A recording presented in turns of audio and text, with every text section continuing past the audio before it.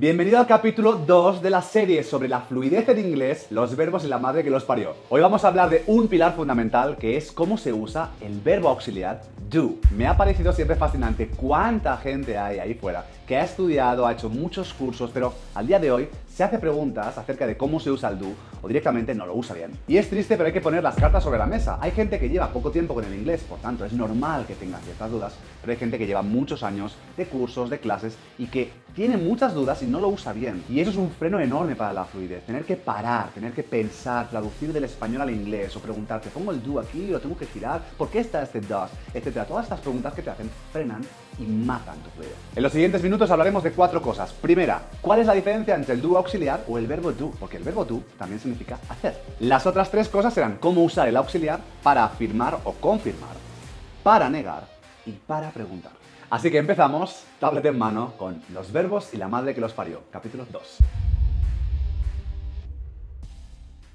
Perfecto, empezamos. Una de las principales dudas que tienen, sobre todo aquellos alumnos que llevan poquito tiempo con el inglés, es porque a veces parece que un do tenga una función y otro do tenga otra. Y no es que lo parezca, es que lo es. Como puedes ver aquí en el esquema, hay 2 tipologías de uso de do.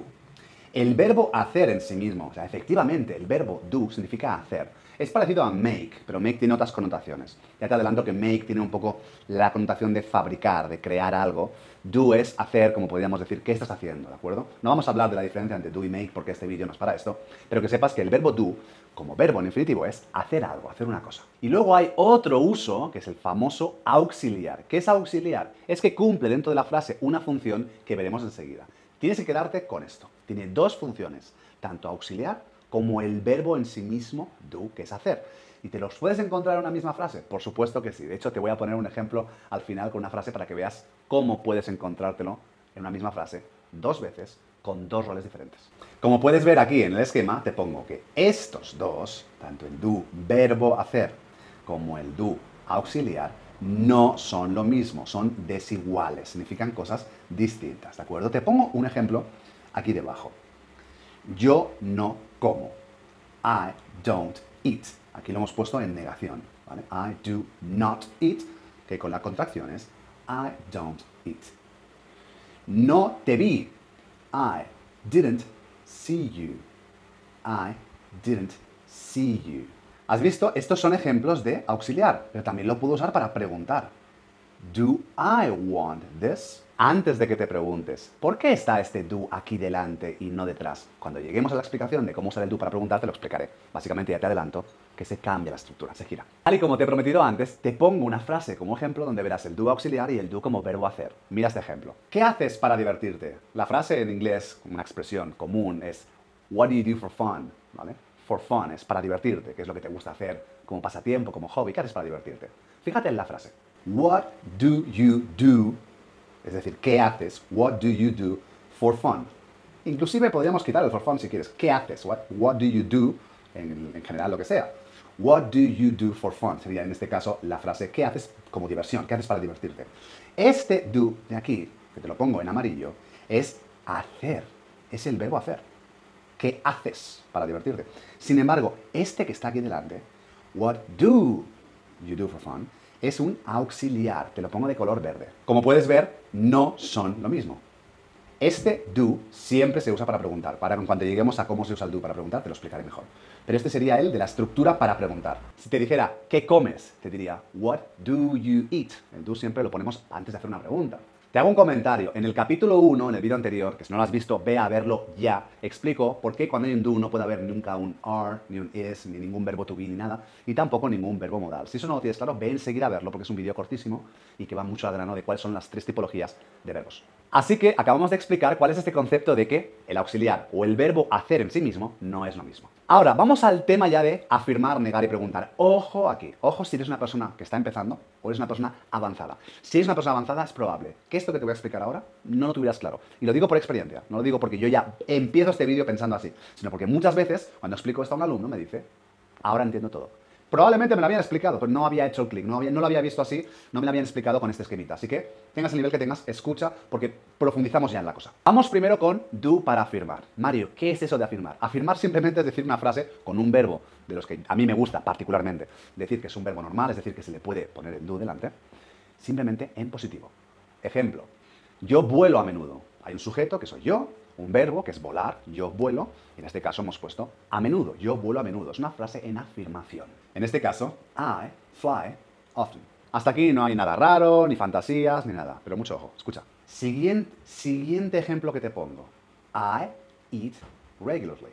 Yo como regularmente. Otra frase normal. Incluso te pongo una tercera y acabo. Te veo. I see you. Cuando estás afirmando con un verbo de este tipo, siempre está el do escondido. Se obvia, pero está. Repito, que no se escriba no significa que no esté. Se da por sentado y no se pone porque es redundante. Porque es como decir más y más, pues es más. Es como decir sí y sí, pues se dice un sí y ya está. Te voy a poner el ejemplo de dónde está escondido y por qué se hace así. En estos tres espacios donde estoy poniendo las flechitas en verde, aquí, aquí y aquí, estaría el do escondido. Es simplemente que se trata de una, mira aquí, afirmación. Se obvia. No lo escribo, pero está ahí. Mario, ¿qué me estás diciendo? Que si yo digo yo como es I eat y decir I do eat también significa yo como. Sí. ¿Significa lo mismo? Sí, pero con un tono diferente. Uno estás afirmando y el otro estás, entre comillas, confirmando que sí haces eso. Me explico. Mira este ejemplo. Mira la segunda tipología. Confirmar, es decir, que lo especificas. ¿Qué significa esto, Mario? Muy sencillo. Si tú te molestas en decir algo, es decir, me gusta él, diríamos I like him. Si tú dices I do like him, tal y como acabo de decirte, efectivamente, el significado es el mismo. I like him. Pero si le añades el do, estás haciendo hincapié. Como si la otra persona a lo mejor no te hubiera escuchado y tú le dices, no, que sí me gusta, sí me gusta. Si dices o hablas o escribes el do, estás especificando, estás haciendo hincapié en que sí. Es como si alguien no te hubiera escuchado bien y te dice, ¿que sí o que no? Y tú, no, que sí que me gusta. Me refería a que sí. Sería como puntualizar que sí. Tal y como te pongo aquí, puede hacer referencia a que sí, si ponemos el do, pero para hacer referencia a que no, directamente pondríamos el don't. Cuando se niega, claro, lo veremos, siempre tienes que ponerlo. Siempre. Toda esta historia de afirmar o confirmar es solamente para el do en positivo. Los demás son súper sencillos. Pero esto es una cosa que poca gente tiene presente, vamos a decirlo así. Poca gente tiene presente esto. Otro ejemplo sería, me siento bien. I feel good. ¿Hace falta que digas I do feel good? No, porque se da por sentado que es una afirmación. Estás afirmándolo. Si por alguna razón te lo preguntaron o quisieras decir, no, que sí me siento bien, tendrías que decir I do feel good. No es lo mismo decir lo sé que decir sí que lo sé. ¿Ves ahora un poquito la diferencia? No es lo mismo decir viajo a menudo que decir sí que viajo a menudo. En general el significado es el mismo, pero ves que hay un matiz leve, por así decirlo. Esto que te acabo de explicar, de decir una frase o decir que algo sí, es decir, que sí, X, se puede hacer tanto en presente como en pasado. Simplemente en presente es do y en pasado sería did. Ahora pasamos a negar. Negar es muy sencillo. Simplemente siempre, lo único que tienes que saber es que hay que poner el don't o el doesn't, dependiendo de qué tipo de persona hablas. La única que cambia es si hablas de él, ella o eso, que es doesn't. Todas las demás son don't. Repito, todas son don't, excepto la tercera persona del singular. He, she, it, que es doesn't, does not. Así que ejemplo, él no te ve. He doesn't see you. Nosotros no bebemos vino. We don't drink wine. Yo no te vi. I didn't see you. Y ahora por último vamos con preguntar. Para preguntar tienes que entender y recordar que, como te he dicho antes, siempre hay un do escondido. Siempre está ahí, aunque no lo digamos, aunque no lo escribamos, porque se obvia, siempre está ahí. Para preguntar, lo único que tenemos es que poner el do o does delante. Ejemplo, una frase de antes. Yo como regularmente. I eat regularly. Te he dicho que tómate la frase como si hubiera un do ahí escondido, ¿de acuerdo? Para preguntar, tenemos que poner ese do delante. Do I eat regularly? Hay mucha gente que dice, no, mi profesor me ha dicho que para preguntar tengo que poner un do delante. ¿Y dónde aparece? No, se pone y ya está. No, no es verdad, no se pone y ya está. Es que ya estaba en la frase. No es lo mismo. Ya estaba. Se obviaba en afirmación. En negación se pone. Y en preguntar se pone también. Pero que no se ponga en afirmación no significa que no estuviera. Estaba obviado. Así que, ¿cómo quedaría todo el asunto? Do I eat regularly? ¿Cómo con regularidad? Otra frase. ¿No viajas a menudo? Tendríamos que poner el don't delante. Don't you travel often? ¿Por qué se pone delante? Porque si lo dijéramos al negarlo, diríamos, en este espacio de aquí, estas dos rayitas, la frase sería you don't travel often. No viajas a menudo. Por tanto, para preguntarlo, la giramos, la ponemos delante. Don't you travel often? Una cosa muy importante que debes hacer, porque si no haces esto, y esto es una cosa que a mis alumnos les explico siempre, No es lo mismo la información que tienes en el cerebro que la habilidad de usarla. Por eso a mucha gente le pasa, sé qué decir en mi cabeza, pero luego a la hora de hablar me trabo. O tengo que primero traducir del español al inglés antes de formar la frase. Todas esas cosas, aparte de otros muchos errores que cometen, y les doy técnicas para dejar de hacer eso, pero el error más tonto, el error más básico, es no llevarlo a la práctica en voz alta, sobre todo, para crear una neuroasociación entre el cerebro y los músculos de la boca. Por eso les explico la metáfora del cepillo de dientes. Tú, si eres diestro, yo también lo soy en este caso, y si eres zurdo, pues te servirá el ejemplo igual. Si eres diestro y te lavas los dientes, te los cepillas fácilmente, como es normal, no ocurrirá lo mismo si lo haces con la zurda. ¿Por qué? Porque aunque tú sepas qué movimientos tienes que hacer, tienes la conexión entre tu conocimiento con este músculo de aquí, no con el zurdo. Y si eres una persona zurda, te ocurre lo mismo, pero no con la diestra. Por tanto, da igual que sepas mucho. No lo sabes hacer porque no tienes el hábito de conectar información con acción. Algo espectacularmente similar ocurre con el hablar. Yo puedo saber qué tengo que decir, pero si no tengo el hábito de saber qué músculos, qué movimiento con la lengua, cómo tengo que hacerlo, cómo tengo que ejecutarlo, da igual que sepa mucho. Me pondrán a hablar y me quedaré bloqueado. Así que dicho esto, aunque tú no seas mi alumno o mi alumna, yo te recomiendo que practiques lo que te acabo de explicar en este vídeo. He creado un ebook, un libro que he escrito yo personalmente, donde puedes aplicar la teoría de este vídeo y llevarlo a la práctica a través de una serie de frases que tienes ahí. He creado para ti 50 ejercicios para aprender a hacerlo de ponerlo en confirmación, es decir, con el do, otros 50 para negar con el do y otros 50 para aprender a preguntar con el do, incluido do o does. Pero aparte de eso, he ido más allá.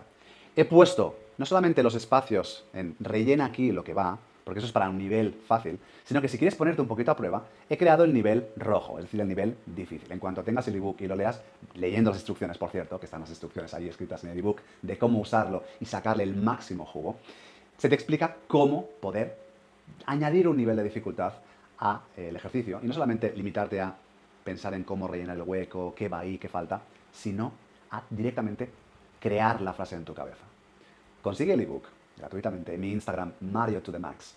Descárgalo, lee las instrucciones, entenderás perfectamente cómo hacerlo en nivel fácil, que es el color verde, o cómo hacerlo en nivel difícil, o más complicado para la gente que está avanzada y quería un poquito, no solamente aprender estos conceptos, sino ya dejarlos claros y practicar de una manera un poquito menos fácil, vamos a llamarla, y ponlos en práctica porque te va a servir muchísimo en tu camino para dominar el concepto que acabamos de explicar en este vídeo. Encontrarás en mi Instagram un reel que tiene este aspecto, simplemente ve ese reel que dura unos segundos, tendrás las instrucciones en ese mismo vídeo de cómo descargar gratuitamente este ebook y sí, es un regalo para ti. ¿Por qué hago este tipo de contenido? Porque creo que puede ser muy útil aportar valor y aportar de verdad herramientas que sirvan a todo el mundo y que puedan, digamos, despertar a gente que lleva cometiendo el mismo error durante muchos años o simplemente no lo entendieron en su momento.